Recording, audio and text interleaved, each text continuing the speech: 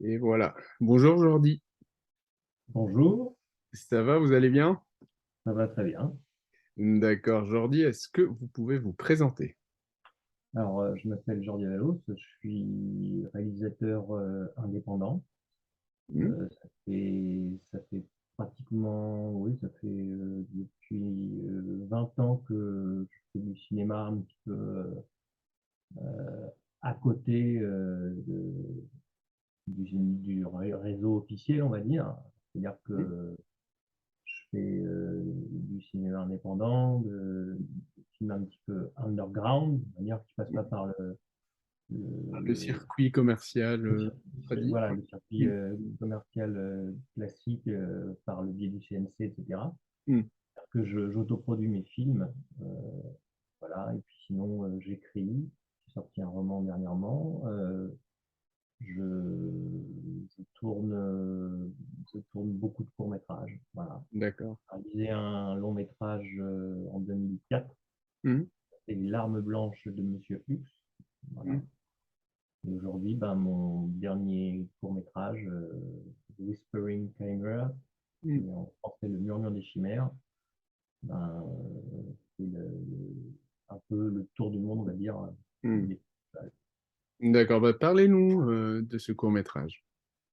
Alors, c'est un court-métrage que j'avais fait il y a très longtemps, en fait, Hmm. euh, et qui m'a jamais satisfait, qui Hmm. m'a jamais complètement satisfait. Et j'ai toujours voulu, je me suis toujours dit un jour, quand j'aurai peut-être un peu plus de bouteilles, un peu plus de moyens, un peu plus de recul aussi sur le sujet, que je l'avais fait très très très jeune, et bon, bah, c'était assez naïf, c'était pas encore approfondi.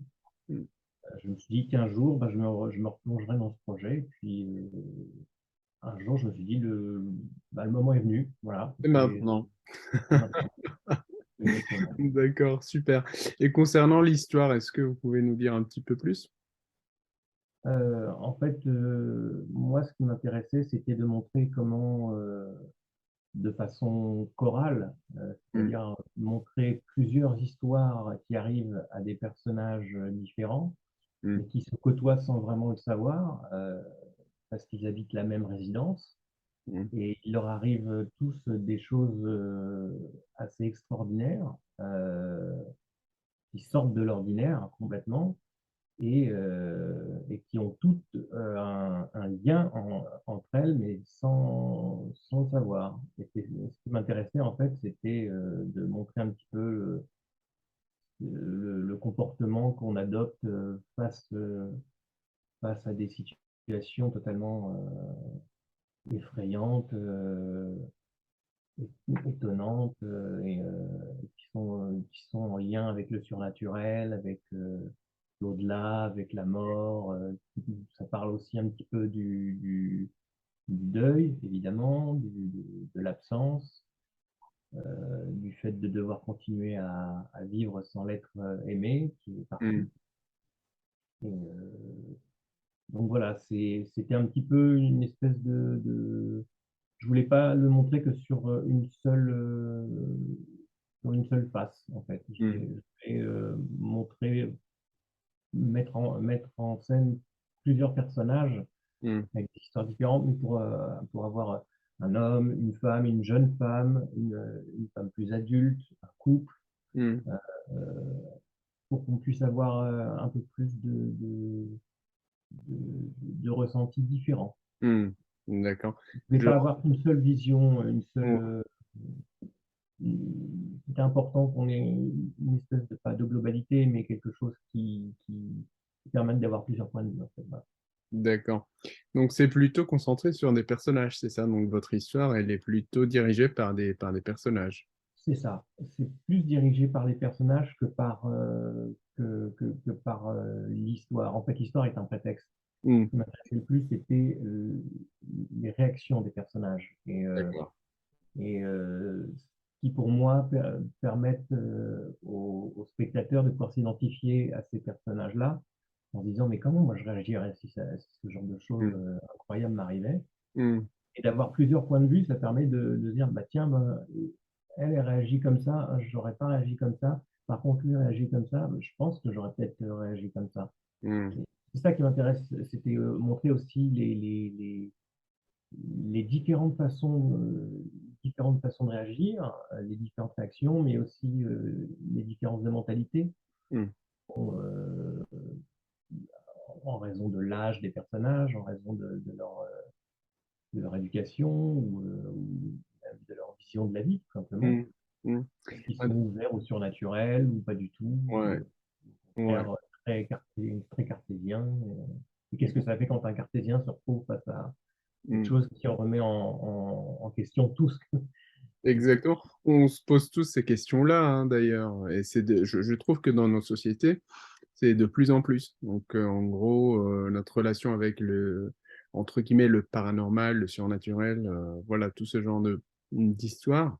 Je pense que de plus en plus, on se rend compte que les gens, on en parle, Exactement. à travers Et ouais. moi, ce que je trouvais intéressant, et c'est pour ça que j'allais vers le surnaturel, c'est que généralement, c'est pas que c'est tabou, mais c'est que ça fait toujours un petit peu, quand on traite du surnaturel, ça fait tout de suite cinéma de niche, ou Ouais. alors Mmh. cinéma de genre, Mmh. forcément. Euh, Moi, je trouve que le genre, c'est quelque chose d'extrêmement noble, et je Mmh. trouve le surnaturel comme quelque chose qui fait malgré tout, qu'on le veuille ou non, partie de la vie, parce qu'il y a Mmh. suffisamment de témoignages de personnes qui ont eu des near-death expériences, des expériences de mort imminente, et qui, de religions, de pays complètement différents, d'âges différents, vous rapportent tous à peu près le même style de témoignage. Mmh. Que c'est pas à négliger en disant bah, c'est de la foutaise tout ça. Mmh. Je pense que justement, c'est par ce biais-là, moi, ce qui m'intéresse, du moins ce qui m'intéressait en faisant ce film, c'est de parler du surnaturel comme étant un sujet, pas de société, mais comme un sujet comme un autre, et pas Ouais. forcément, pas Mmh. forcément bon, bah, c'est du surnaturel, donc ça sera forcément le sixième sens ou Poltergeist. Mmh. Mmh. D'acc C'est des films que j'adore, hein. Alors là, il n'y a mmh. aucun problème là-dessus, au Mmh. contraire même. Je Mmh. revends ces films-là. Moi, je suis un fan de John Carpenter, Mmh. mais j'ai toujours regretté que, notamment beaucoup dans le cinéma français, le surnaturel soit pas tant que ça Mmh. abordé, alors que Je suis en d'accord, ouais. Angleterre, en Espagne ou Mmh. aux États-Unis, c'est quelque chose des histoires de fantômes ou autre. Bon, bah, Ouais, X-Files, tout ça, c'est le quotidien, quoi. ouais. Je leur dis, d'un point de vue cinématographique, donc quelles sont tes influences? Je suis désolé, je viens de tutoyer, mais quelles sont comme on parle, Les influences, ouais. elles sont extrêmement larges, mais j'avoue que j'ai une préférence pour le cinéma fantastique, le cinéma de genre, le polar. Mmh. J'aime énormément les films de Jean-Pierre Melville, par exemple, Mmh mh. Corneau, pour ce qui est du domaine du Très beau polar. cinéma, ouais. Mmh. Et sinon, je suis un fan invétéré de John Carpenter. Alors ça, Mmh. c'est l'un de mes grands maîtres, comme on Mmh. dit. Enfin, c'est un de mes réalisateurs préférés. Mmh. Hitchcock, dans sa période psychose, Ouais. psychose et vertigo. Mmh. Euh, un petit peu le M. Night Shyamalan des débuts. Mmh. Mmh. Quoique là, il est en train de revenir un petit peu sur ce qu'il faisait au départ, mais j'aimais beaucoup le Shyamalan du Sixième Sens ou Mmh. d'Incassable ou Ouais. de Signs, par exemple. Effectivement. Euh, Ouais. voilà, pour mes influences principales. Il y en a d'autres. Mmh. Il y a Paul Thomas Anderson, il y a Steven Spielberg, Mmh. évidemment, Mmh. évidemment, mais voilà. Mes D'accord. influences principales se tournent beaucoup plus vers le genre. Mmh. Et notamment surtout vers Carpenter, qui justement utilise le genre pour Mmh. faire des études de société. Et Mmh. c'est quelque chose qui m'intéresse énormément. C'est-à-dire Oui. qu'il prend le prétexte d'une invasion extraterrestre ou autre, et par derrière, il va montrer comment Mmh. les gens vont réagir, et ça devient une étude de caractère, une étude de Mmh. la société. Vraiment, moi, c'est ça qui m'intéresse le plus, en fait. Mouais. Avez-vous passé beaucoup de temps avec les acteurs, actrices pour vraiment voilà, parler en détail de chaque personnage, de chaque caractère, parce que leurs réactions, si je me permets de, de le dire, Ouais, leurs réactions sont en gros, ils ont la même réaction, mais en même temps des réactions différentes. Donc, en gros, c'est un peu confus comme écriture comme évolution de caractère. Donc, j'aimerais bien savoir votre travail, à quoi ça, ouais. ton- Alors moi, ce que j'ai fait, c'est que j'ai pris chaque comédien et comédienne à part, Hmm, en ne traitant que leur histoire, même s'il y avait des interactions avec d'autres histoires. hmm, Et, on a travaillé ensemble le cheminement qui amène du point de départ du court-métrage jusqu'au dénouement. hmm, Effectivement, ils ont tous une façon de réagir qui est un petit peu commune et différente. C'est-à-dire que le personnage de Ruben, lui, sera tout d'abord extrêmement effrayé. Et en même temps, quelque part, le fait d'être remis en relation avec son épouse qui est morte d'une longue et douloureuse maladie, fait que forcément, lui, ça le bouleverse et ça lui donne presque envie de renouer hmm, avec son épouse, même si il se rend compte qu'il y a quelque chose de très étrange. Quelque hmm, chose de très étrange. Pareil pour le personnage de Marla, qui, elle, doit euh, vivre sa grossesse seule, hmm, étant veuve très jeune. Et pour son personnage, j'ai demandé à la comédienne d'être beaucoup plus presque dans les réactions primaires, primitives. hmm, C'est-à-dire que à partir du moment où elle voit réapparaître son défunt compagnon Tom, euh, elle se pose pas de questions, c'est-à-dire qu'elle veut tout de suite, il lui apparaît dans l'écran d'un ordinateur. Bon, hmm, la seule chose qu'elle veut, c'est parler avec lui. Et hmm, quand son image disparaît, elle est complètement désemparée, mais elle se pose même hmm, pas la question de mais pourquoi il est apparu dans mon ordinateur, pourquoi il vient me parler, qu'est-ce qu'il me hmm, veut, et est-ce que tout ça irait ou est-ce que je suis en train de devenir folle? hmm, Euh, non, elle est plus sur l'affect. ouais, Et le personnage de la psychiatre, moi, ce qui m'intéressait, c'était le fait que montrer que elle a beau être psychiatre et aider les autres, hmm, notamment le personnage de Marla qui est veuve et enceinte. Eh bien, la psychiatre, elle aussi, est traumatisée par la disparition de sa petite fille hmm, et qu'elle espère désespérément retrouver un jour. Elle est persuadée, contrairement à son mari, qu'on voit complètement des faits de lunatique, hmm, elle est persuadée que sa fille est encore en vie et qu'elle va revenir un jour. hmm, Et quand sa fille revient, quand elle l'a au téléphone et que sa fille a la même voix que quand elle a disparu hmm, 20 ans plus tôt, elle se pose même pas la question de se dire ouais, mais c'est pas possible, hmm, ça n'est pas possible. Si elle était encore en vie, elle aurait une voix d'adulte.